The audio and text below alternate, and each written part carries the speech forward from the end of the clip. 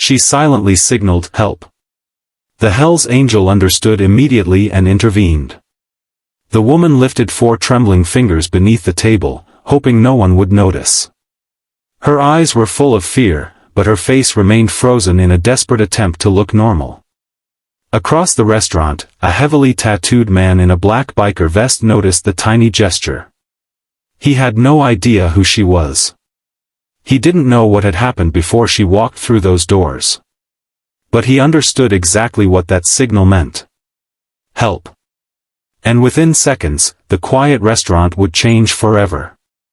Before we continue, if you believe that humanity still exists in unexpected places, that people deserve second chances, and that one small act of courage can change someone's entire life, please like this video, share it with someone who believes in kindness, leave a comment, and subscribe to Humanity Tales for more emotional stories that remind us that good people can appear when we need them most. Her name was Emily, and for the past 3 months, she had been living as though every decision she made belonged to someone else. She had once been confident, independent, and full of plans. She worked at a small restaurant, saved every dollar she could, and dreamed of eventually opening a bakery with her younger sister. But everything changed after she met Daniel, a charming businessman who seemed at first like the kind of person who could make her life better. He was generous in public, polite around friends, and always knew exactly what to say. Behind closed doors, however, Daniel became controlling. Slowly, he began deciding where Emily could go, who she could talk to, and when she was allowed to leave the house. Whenever she tried to distance herself, he reminded her of everything he had supposedly done for her. He made her feel as though leaving him would destroy her life. That afternoon, Emily had finally found enough courage to escape. She didn't have a plan. She only knew she needed to get somewhere public. She ran into the first restaurant she saw, hoping the crowd would protect her. Unfortunately, Daniel followed her. When he entered, Emily's heart sank. He walked toward her table with the same calm expression he always wore when he wanted other people to believe nothing was wrong. He placed a hand on her shoulder and leaned close, pretending to be someone comforting a frightened woman. To anyone watching casually, it might have looked like an argument between a couple. But Emily knew better. She tried to stand. Daniel's hand tightened around her shoulder. That was when Emily noticed the man sitting several tables away. He was enormous, broad-shouldered, covered in tattoos, and dressed in a black biker vest. His gray beard and stern expression made him look intimidating. His name was Marcus, and he had spent most of his life riding motorcycles with a group of friends who called themselves brothers. Marcus had seen plenty of trouble in his life. But he had also learned something important. Sometimes the quietest cry for help was the one that required the fastest response. Emily looked at him for only a moment.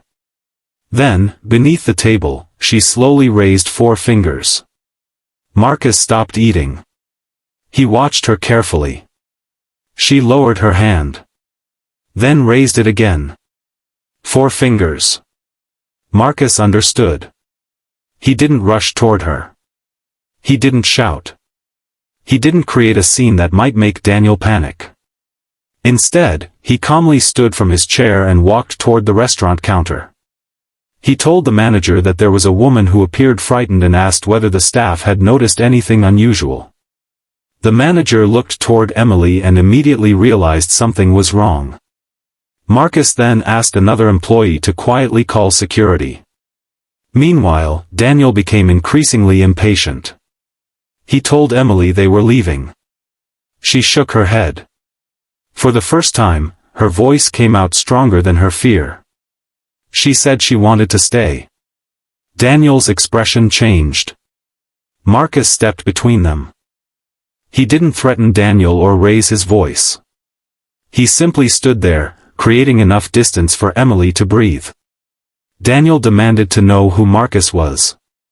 Marcus calmly replied that he was nobody important. But sometimes, Marcus knew, being nobody important was exactly what made it possible to do the right thing. The restaurant manager arrived with 2 security guards. Daniel realized that too many people were watching. He tried to explain that Emily was confused and that everything was a misunderstanding. But Emily finally spoke. She told them she needed help. Those 4 words changed everything. The police were called, and Emily was taken somewhere safe while the situation was investigated. Marcus stayed nearby until he knew she wasn't alone. Hours later, Emily sat in a quiet room at a community support center, holding a cup of tea with both hands. She couldn't stop crying. Not because she was still afraid. Because someone had believed her. She looked at Marcus and asked how he knew. He simply explained that years earlier, someone had helped him when his own life had fallen apart. He remembered what it felt like to hope someone would notice the fear behind a person's eyes. He told her that he had promised himself he would never ignore another person who silently asked for help. Emily eventually began rebuilding her life. It wasn't easy. There were difficult mornings, paperwork, sleepless nights, and moments when she wondered whether she could truly start over. But little by little, she did. She returned to work. She reconnected with her sister. And months later, she began taking baking classes again. One evening, she invited Marcus to the small bakery she had finally opened. There was no grand ceremony. No cameras. No crowd. Just a small sign above the door and the smell of fresh bread filling the room. Emily placed a cupcake in front of Marcus and smiled through tears. She told him that he hadn't just noticed a hand signal that day. He had reminded her that she was worth noticing. Marcus looked around the tiny bakery and smiled. He told her that she had saved herself. He had simply been there when she needed someone to believe her. And perhaps that was the greatest lesson of all. Sometimes heroes don't wear uniforms. Sometimes they look frightening. Sometimes they sit quietly in the corner of a restaurant, waiting for their meal.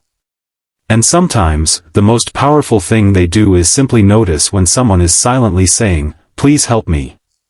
So if this story touched your heart, please take a moment to like this video, share it with someone who needs a little hope, and subscribe to Humanity Tales.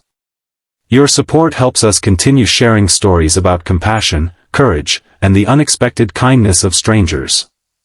Before the ending, comment, "Humanity still exists," if you believe one person's courage can inspire another person to step forward.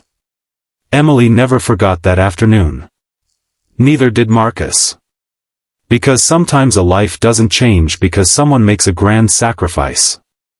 Sometimes it changes because one person looks across a crowded room, notices a trembling hand, understands the message, and decides not to look away. And that day, a woman who thought nobody could hear her silent cry for help discovered that someone was listening after all.